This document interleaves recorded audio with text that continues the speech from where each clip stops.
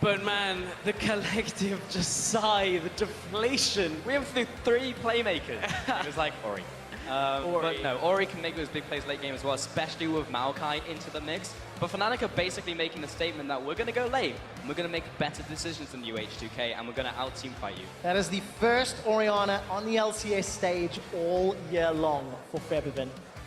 And we need to see how well he's going to perform with this champion. The Wombo combo, if you get a good ball delivery system with that Graves or that Maokai, it can be game-changing. But I think it's going to be challenging into Braum, into Poppy, into Ryze. It's hard. It's really hard. But from H2K's perspective as well, I mean, it's harder to get into those fights. They don't have the instant point-and-click CC. There's no Lissandra, there's no Maokai now. For the last time of the spring split, Prolly and Daylor have shaken hands. That is it for them. It is in their players' hands now. Their fate rests with the teams. It really does, and we'll find out where the momentum lies. This is for 50 championship points, for 3rd place in the spring split. And once this game concludes, North America will take off with Team Liquid versus Immortal. So hello to anyone in NA, in Mandalay Bay that's busy watching. But now, it's Europe's turn. It's Game 5, and it's H2K taking on Fnatic. And for the final time today, make sure you hit us up on Twitter, hashtag H2K win, hashtag FNC win. See where your heart lies. I think I already know the answer. I know where the audience heart lies in this one. In the heart of the cards. Febiven and Ryu set themselves up in the mid lane. Crowd seems a little torn between you and NA from what I can hear. Regardless of that fact, no deep wards, all right? No vision being placed by either squad. Fnatic have been the ones that I feel have initiated those deep pushes more than H2K throughout the series. And we'll find out whether or not we're gonna have lane swap. And to revisit the very first set of games from today, the very first game where we were talking about Fnatic will benefit in the lane swap, H2K should benefit in standard lanes for the 2 versus 2. We haven't seen the same impact from that we saw in game 1 of the day. It seems like Reckless and Cly started to play a little bit better around that in the games that we saw with the 2v2, but still it is that strength for H2K. And also important to note that it was Trundle in both of those games, that yes, Cly fell behind early on. However, as the match played on, he had pretty good pillar placements, applied pressure multiple times, and successfully ganked Ryu in that middle lane, back-to-back games. I also like this play. When you have Maokai in the side lane, it means that you can set up the sapling preemptively. It used to be 120, which when you place them down, then you can do it earlier, now that those have been buffed up.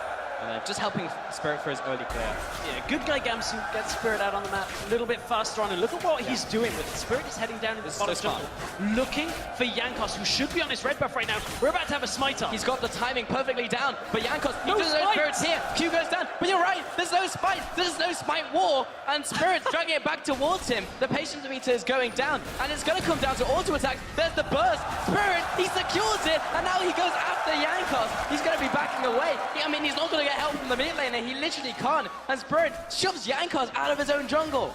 Oh man, that could prove to be crucial there, because Spirit pushes Jankos so far away. Neither one had smite, so nobody could really take advantage of the early invade off that, but still, that is a big win for Spirit. It all comes from that initial sapling onto the Wolves. The 3 saplings, now it's going to allow Spirit to control the bottom side jungle. Will drop back for his blue at some point. And of course with Jankos playing the day and night champion, the Lamb and the Wolf. He's had 2 games where he was a Wolf and he was eaten alive, and 2 games where he turned himself into the Lamb and got destroyed. Which one will it be today? Already under pressure from Spirit and Fnatic. Let's find out how they play these Australia lanes. Cly actually moved into the jungle to place a ward on that red buff, so we'll see if there's information provided. Like, this is just so smart. Like, this is a play they've literally thought about, and it's like, this is exactly how we plan it. Cly, you do this at this time, and then you go for this invade with Maokai. So well thought out. and having something in the bank for Game 5 of this series, knowing it comes down to this game, is incredibly good to flare up your opponent. And at this point, look at how this plays out for Jankos. He had the Mark of the Kindred on the enemy camp that he can't invade on, so Spirit goes, okay, I'm going to take that. Now there's a ward on this red buff, allows Spirit to know that Jankos wasn't making a very fast play. Vander's going to come and try and ward up just to see if he can spot Spirit out on the way through, but Spirit pulls back away and now is looking for mid lane. But again, the warding from Fnatic is just enough to hold this. Spirit's already done, and he's got the information that he's getting out here. H2K are way behind the play. Now they'll see where Spirit is, but they cannot afford to go aggressive on it. 5 games in a row where Jankos first picks Kindred and is the same blue-red delineation. That preparation coming into Game 5 could be reading their opponents throughout the previous 4 matches. And the other point from this is now Jankos has been 3-buffed because he can't afford to go into the bottom side jungle without mid and bot pushing, which luckily for him now they are. They were not initially as he headed up into the top side jungle, but look at how Ryze is. Febby now needs to push Ryze back slightly, but Poppy is going to push in towards the Maokai. The problem is to group on that blue buff is very risky this early on. You can see Jankos just goes, okay guys, I can't get it. I'm going to have to retreat to my jungle and look to farm this up off smaller camps. Spirit is so far ahead right now. Jankos will be getting level 4 after this, but Spirit is like a full half level ahead, if not a little bit more. And you can see the gold difference as well just between the two junglers because he managed to get that. And looking towards the bottom lane now, in that one-on-one. Talked about the Poppy and haven't seen it at all prioritized in this series so far, but Odoamne finally picking this champion up. And I feel like Odoamne can do more by himself in this game as well with that pick. But I think the interesting thing is we haven't actually seen it from Odo in playoffs. He played it in the regular season, 3 games, 2 wins on it. And we always thought it was a particularly strong champion for Odo. It gives him a lot of flexibility, tankiness damage, the ability to skirmish pretty well. Now we're finally seeing it in the last game for H2K of the spring split. Is it going to be enough? Because Gamsu fell behind drastically in the last game. He also put so much faith on the Ryze pick as well in the middle lane, and now that's been picked up. There's a slight CS advantage to Fevman, but it's really negligible at this point.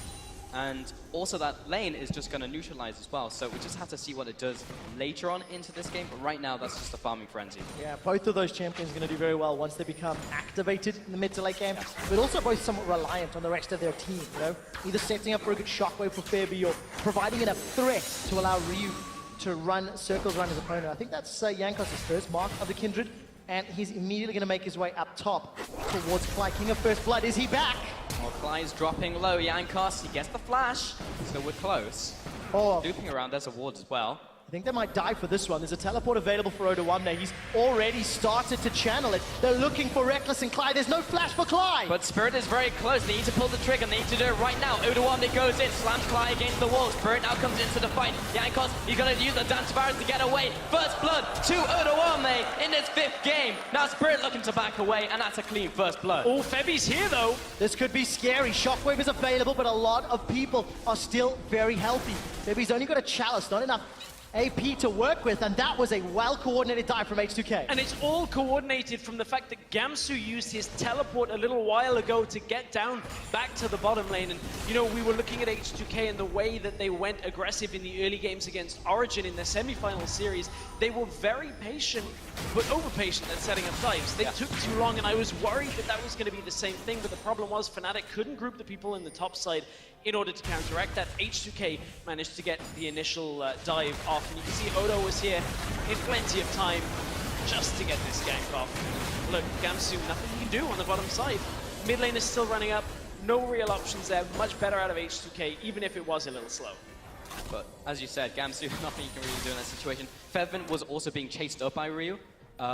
I kind of feel like Fevman going up there caught H2K a little by surprise. I'm not sure if there was a communication breakdown because they definitely could have collapsed on him as Ryu was coming in as well. But he just kind of strolled through the entire team. He's like, what's up? And to go to the tower. Yeah, I think at this point they were just looking at... Again? Oh, feels so bad. Oh, man. Props to Spirit. Spirit's just all over this red buff. I mean, you look at that, I think they were just respecting Febby's shockwave a little too much. Right now, at this point in the game, he doesn't have damage. He's got a chalice. But they certainly didn't want to stack on the ball. Support or combat. Do it! Fight! Chomp cheating. Winter's Bite. Reckless is coming to back up Fly. Fella comes down as Vander stands behind. Jankos gets away. Not true 1v1 support, but I think it'll still count Spirit. was lingering there behind Ryu, but no real threat to go in. And you talked about Spirit and how well he's playing around that red buff in jungle. Spirit has shown multiple times this year just how big his backpack can be when he decides to show up and when he decides to perform at his best. IEM World Championship comes to mind as the most impressive for the year, I feel, with those Lee Sin games over the course of the few days. And now we need to see if we can channel some of that performance into this Graves game. Yeah, he was like, I've seen MLXG from that tournament.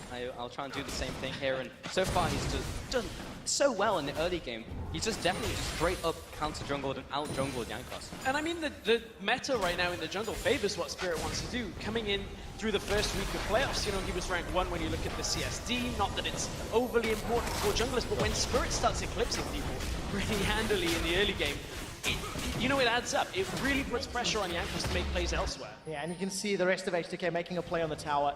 That will even out the towers. So top and bottom are now down, 1 apiece. Evens out the gold as well. And that will realign H2K as the temporary 100 gold leaders. Does that mean so much as we get to 10 minutes of the game? They got an extra ward out. That's it.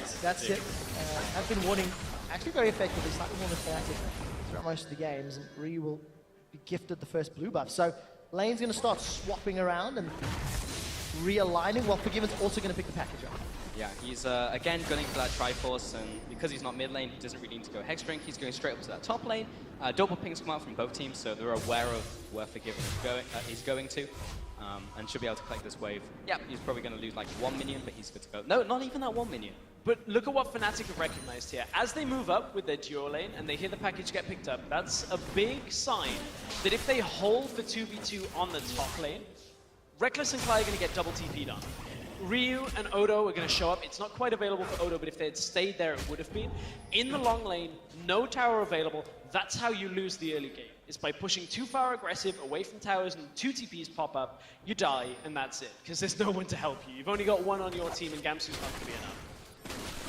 Clearing up his crab as well. That's another mark for Kindred that's being denied. But Jankos is looking towards the Herald himself and over the water he'll help him. It should be an easy take. Pillar coming out from Cly. Exploratory. Yeah. Okay. It was actually quite distracting because I was focusing on the Herald and all of a sudden a pillar of ice comes up. But regardless, Clyde has access to the ultimate. Subjugate is available. Flash and Exhaust going to be so important against Kindred Poppy Rise once somebody gets in their faces. Vander, no Exhaust this time around, but he's much less of a threat because nobody really wants to get in the faces of H2K if you're on the squad. Also a reminder, this is another game where H2K double TP versus only 1 TP from Fnatic to keep track of as the game goes on. And what that has meant, in a completely direct sense, is that Reckless just sat top for like a minute, doing nothing, because he was waiting for the wave to push towards him, because he can't step further forward. As soon as he goes in, there comes the double TP, he's going to get ended. But now it's pushing towards him, he can clear it. This gives Odo the freedom to push bottom lane at the same time. Ryu just pushing out the mid lane real quick with the power, and should be good to go. Odoame in the bottom lane as well, and there's 1-on-1. How are the junglers doing? Jankos, haven't really seen much from him at the moment. Only 6 stacks on the Devourer so far, only 1 stack on his passive. Yeah, not as effective as he's been throughout some of the games. But you're taking stock of all these different items. Gamsu's got such a good CS advantage over Odo, as Cly will run away from Vander, but then the opposite is true when you look at Forgiven and Reckless. Yeah. Really big differences between the respective players. Ryu's looking for Feather, then the Shockwave comes out, but nothing really further comes from that. And again, I'm just getting a bit too excited. It's game 5 with that 3rd place title on the line. You're looking at Horizon and Orianna at 12 minutes in. Yeah. Lots of damage, guys. Their kill potential is like 50%. It's like you can't kill someone from like anything above that. But yeah, fighting over wards currently, and should be Clyde taking that one away. There you go. But they do know that the pink ward is there now. Just placing this defensive vision. Even from games like this, you can see how the mentality of the team is from where the wards are being placed. Fnatic right now is just like, I'm going to place this pink ward down, and this will even give me vision and knowledge because we know that someone's going to be there at some point. Yeah, Fnatic have had to concede a lot of their own topside jungle here just because of how this matchup is played out. They obviously don't have top tower, so they lose a lot of the ability to play here. Spirit, careful. Jankos actually smites that one away, gets himself another passive stack, which I think will potentially be important as both these teams are still very even. It's only 13 minutes in. Yeah, only 13 minutes in, but look at this gap that is in the bottom lane. 139 to 97. Reckless is heavily getting outfarmed, and he has to, always step back. Can never really be pushed up against Forgiven here, and Forgiven is just going to utilize that, to his absolute strength. They've got a third of his turret health down already. Classic H2K. Chip away at the turret, people respond, then you back away, just rinse and repeat in a different lane, and then eventually you come back, and that tower's all set up for you to take another one. Spirit, 3 out of 3 red buffs in this game, but how much does that really matter? Because Jankos has been able to achieve more on the rest of the map. I think it did somewhat unlock Gamsu, at the very least. That sort of pressure down bottom. So if Gamsu has a pivotal teleport, then I think you can go #win.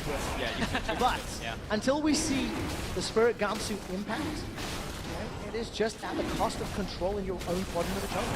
Oh, you got to tie Febby into that though.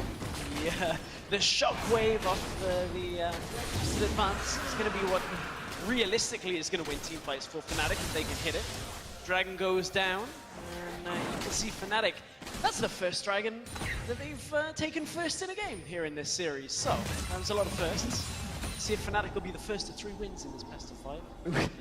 I mean, somebody has to be. Yeah. There's a 50% chance of that. Just saying. So that was play-by-play level commentary there, Stress. I expect It was, I meant it sarcastically. I'm throwing you under the bus. Well, gentlemen, we talked about that big CS difference between Reckless and Forgiven.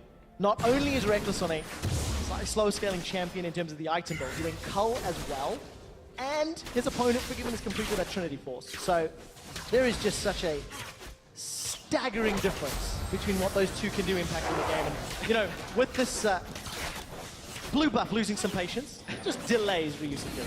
Jankos and buffs in this game, man. Oh, it's not again. Oh, no, Dragon's an Okay. All right. I freaked out for a second there. That actually, because I thought it was dead, and I think they did too. Anyway, Vander going into the top lane, Fly and Reckless, they know he's there. But still pushing up, and this is the rinse and repeat play. They go back up to the top lane, get a bit more damage there, and now Jankos is coming in, so they have the numbers advantage, and they should be able to get some more damage on this tower. The problem is Reckless can't ult here because Braum just puts his shield up, so there's no real way of clearing this wave of minions without Ori being here, and Fly steps up, gets cleared out. There's the minion wave down, but again, it's a third of the health gone. Every single time. And now that's so low, Forgiven's probably just trying to take pot shots at it with the Sheen proc as well, when the next minion wave comes in. And Fnatic don't have a way to instantly get out that wave before it hits tower, because Truth Rock Barrage not going to cut it against Braum. Ryu's already in the jungle, teleport's not available, so if anything were to happen, he was relatively close by. Tower will be knocked over uncontested by Fnatic, and they're starting to lose further ground in the top quadrant of the jungle. I like this though. They preemptively moved to mid lane to see if they could maybe seed against that tower, because Ryu was heading up, and maybe try and trade targets, even though it's inefficient, it's better than nothing. But Ryu went back to the mid lane in time, and the top tower died too fast, so they couldn't even respond. Couldn't even respond at that point. Fnatic, is that going to be the tagline for these last 3 games? Couldn't even respond, because it has all been H2K. So happy you mentioned that, because for anybody that has potentially just joined us in Game 5, Fnatic were given all the time in the world to respond in Games 1 and 2, because H2K were not aggressive. Yeah. Because H2K played very passive. Then they made a play, it was the wrong one, and Fnatic were victorious. We'll expand on that thought in a second. Spirit's bound for you. He turns the corner and does not want to find a rise behind it. Tries to jump over the wall, collateral damage, and luckily Devin is there in time to save him, and Ryu will be backing off. At this point, though, he is still fairly squishy when it comes to a trade against the Graves like that in enclosed areas. If you take that end of the line, you are going to get chunked through. And Ryu, as you said, knew that Febby was coming across, knew the shield, knew the potential for the turnaround was there for Fnatic, but they've managed to zone back Odo from this top side. Now Fnatic want to push top tower themselves. Clearing away this pink ward, and Odo there's nothing you can do. He just has to back off here. But look at this, they're trading it for the bottom side as well. Fnatic are going to lose their tower down on the bottom side to Forgiven. In fact, that tower's already down. No, he did just get it. Okay. Yeah, he did. I got baited by my monitor. I turned around and was just like, missed the tower going down. It was secured by Forgiven, equaled out by Fnatic, still down in gold.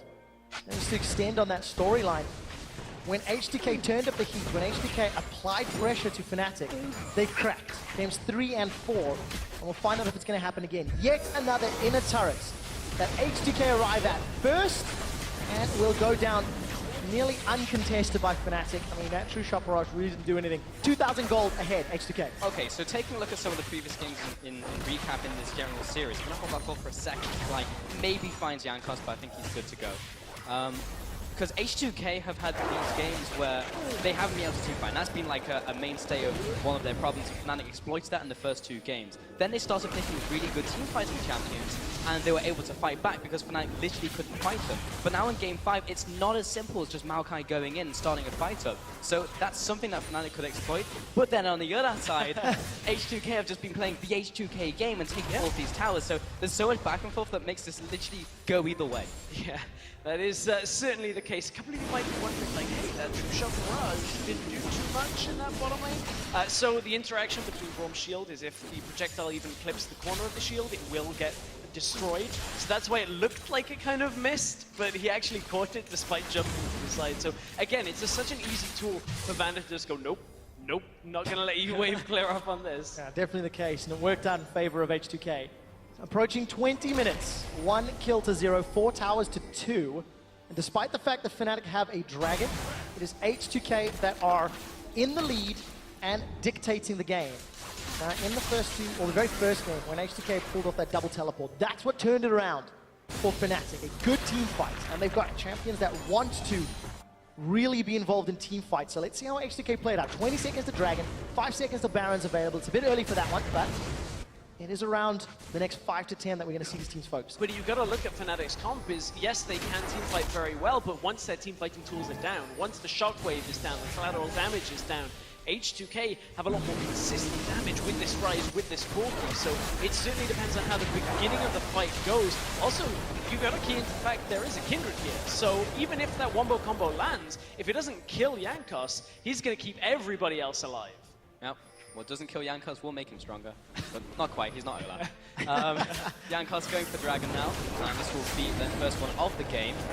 We've actually not really been getting long games in this series. Fnatic, oh, Reckless is going to be leading on charge, I'm not sure about that one, but now the rest of the squad is here. This is dropping very low, Fnatic. Oh, it's stolen! Spirit again, unreal. TP! Here comes the TP, they're actually going to go in for this fight. Let's find out what they can do. The package has already been used. True Shot Barrage flies across all of H2K, but there's just not enough damage. H2K are tearing through Fnatic's front line. 2 members of them down already. H2K only losing Jankos. H2K are looking for the tower. Now trying to seize this one in. They've got the caster minions there. This should be going down. There's nothing that Fnatic can do about this one. Fnatic at this point are going to try and just stand there, but again, the shield is too strong from Braum. We're seeing Vander's Braum performance is just completely shut down Fnatic, but in that fight, what slowed Fnatic's aggression there was Febby dying early, and they need him if they want to have any hope in team fighting. TP comes in from the back, but look at the damage that went down on Febby. Got caught by everything, and the Braum ult was just the icing on the cake. It didn't matter that Jankos died in this team fight because H2K have enough to keep going forward and continue to take out Fnatic. Really good, clear communication in terms of the targeting. Every single member of H2K just dogpile on Febby and didn't give him a chance to breathe. That was something that H2K could not do throughout most of the series. They extend that lead to now 3,000 gold. It was also really impressive because they all collapsed the instant Oda they came in with that TP. It's like, heroic charge is everything. And if they can repeat that, they'll be in really good shape, because if a good shockwave gets off by Featherman and the dream happens with their wombo combo, then H2K could really suffer in these fights, but so far they've had really nice setups. Well, I mean, Fnatic are banking everything on these shockwaves going off, because Febby, as his second item, has gone the rabbit, so just give me AP, guys. Just, I need to win these fights. I don't care about staying alive. Just give me the shockwave. Give me what I need to be able to do to shield, to use that dissonance, the damage, everything that he wants, that extra AP, rather than keeping himself alive. Yeah, the strength of that shield in conjunction with the strength of the armor and MR for True Grit for Graves, plus the damage reduction from Maokai. There's actually a lot of hidden tankiness that will come from the Fnatic squad, even disregarding the Trundle Subjugate. So let's find out if they can get those extended fights. But it's going to be difficult when, yet again, Fnatic are playing responsive and reactive, and there's a Satyr Devourer in Jankos as well. And also, Fnatic are playing on 2 lanes. Fnatic cannot play on 3. Whereas H2K, on the other hand, they've got Ryu with a teleport. Oda doesn't have his available yet, but he was pushing up in the top side. It's enough to drag Gamsu up there in a moment or two, and Gamsu's no TP. So it means that H2K always have this option to look for and engage whenever Fnatic don't have Gamsu's TP available. Well, Odoamne was looking for potential flag opportunity. He is off to the side, but he doesn't have the flash either. In fact, there's not a lot of summoners up in this game. Only Gamsu has his flash right now. Oh, Forgiven as well, because we've had so many big skirmishes. H2K. H2K. I got your pulse. Yeah. Gamsu as well in the bottom lane. Still 7 out of 10 is not bad. Carrying out this one on 2 tank items. Again, in the situation where Odoamne was, where he's just this big wall of health that is very difficult to get through, but his backline is fairly squishy, and we've seen it in those last fights. Because yes, you have those hidden tankiness stats, but Graves has to stack up in the fight.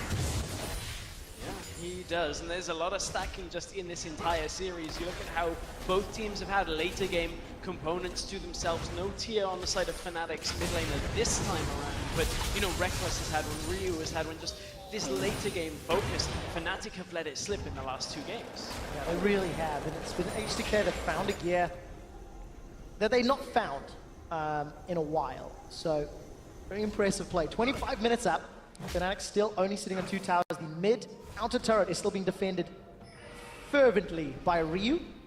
And H2K starting to set up the Baron plays. And here it is again. Gamsu has to clear out bottom lane. It's only a small wave, but he has to go down there. Reckless goes up to the top lane to push it out, and that means H2K have the freedom to at least clear and decide whether they want to start this Baron or not. They're going to pull back, because they can't really effectively do this. Jankos clears out the ward, Fnatic start to group, but again, the option is there. But is Spirit inside Jankos' head now? Because there's been so many smite battles in this game, all we've really seen in the entire series, and Spirit's generally been getting the better of them. I think one went the way of Jankos, one stack of Raptors, and everything else has gone the way of Fnatic. Even that Dragon a little while back. Two of the carries who trying to clear on that Inkor, because you might aggro Baron. It's going to turn on the side. Yeah. A lot of damage onto Clyde by Ryu.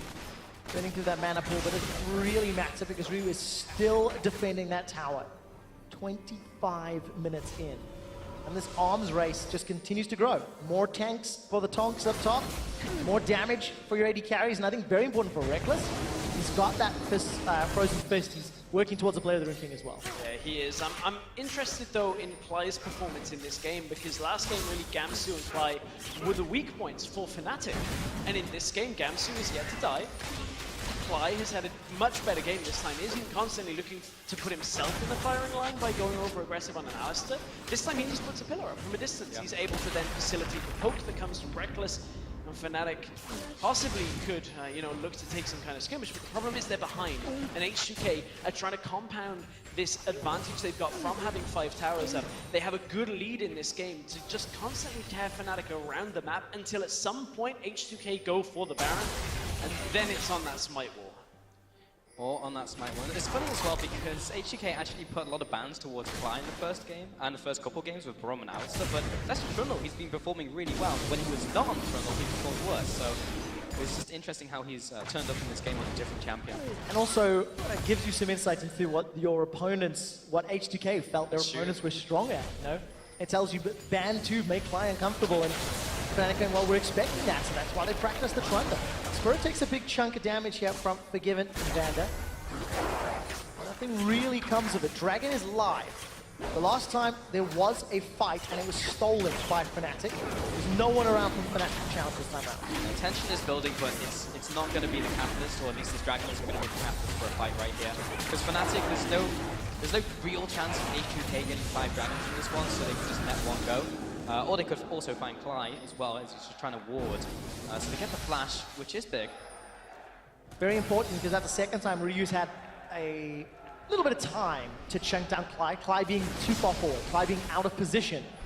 And Ryu a little early on starting to turn their attention to Spirit. That's a flash away. Spirit's used the collateral damage, and he's flashed over the wall. It was flash for flash, but no ultimate for Spirit either. Now H2K all back away, back into the mid lane. Everyone goes back to what they were doing. Just trying to find these small picks, but that's what that's going to open up now. But what this means is if Spirit has to contend to smite down in a smite war, it is a one-way trip for him now. He does not have his flash available to come back out of the pit, so if H2K are in a situation where they start the Baron and have full control over it, Spirit is giving his life regardless of what happens. So has to keep that in mind. Jankos will be fine. He has that mobility with the Q if he's in that aggressive position on the Baron. And you can just feel the importance of this game. It's game 5. 3 and 4 was so dramatic. There was loads of skirmishes all game long. These champions have barely touched one of us for the last 10 minutes because so much rest on one team fight, one big objective, or more importantly, one mistake. Hey, we've seen a game end in 25 minutes, and now we're already past that point. So yeah, one single team fight could just end it, and these teams are rightfully cautious because we're in the 5th game. All comes down to this. There's no safety net anymore for Fnatic, and that's the way they were playing, I feel, in game 3 and 4. They were like, well, we just need to win one, and even if they win, we're still not out of it. But they are gonna lose the series if they lose this one, so you can just feel it, actually. Yeah, there is a lot of tension in here. A couple of members of Fnatic support trying to just build throughout the crowd here. I hope you're picking that up on the mics, but it is fairly subdued compared to how games 1 and 2 was. H2K, though, they want to start this Baron off. This is what we were talking about. Potentially the Smite fight to take full control of this.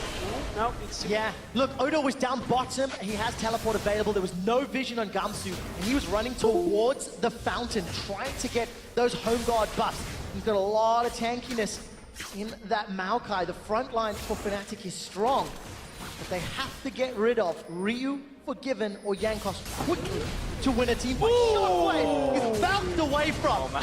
Forgiven is completely aware that he had the timing and he makes it out. There's going to be a turnaround. Odo, he's teleporting in. Fnatic might be caught. Glacial Fissure comes out. Ryu, he's going to jump in, and they're trying to get a range, but they just can't quite make it happen. Fnatic a little too far back. Oh. Far too far back, and Fnatic just, you know, looking for a counter engage, but they haven't got that shockwave. I think they were taking the break a little too early as that sombrero came out on the shockwave, but Clyde now forced to back away. Is this an H2K teleport from games 1 and 2? This is what we will find out. Ryu has access to his TP, Gamsu does as well. They're locked down. Spirit against the wall. Odo's got 4 members of Fnatic in front of him. The Glacial Fissure's already been used, and Fnatic are trying to peel away. Jankos is in from the side. Collateral damage and the re-engage. But Gamsu's gone in. Ryu, he's jumping low.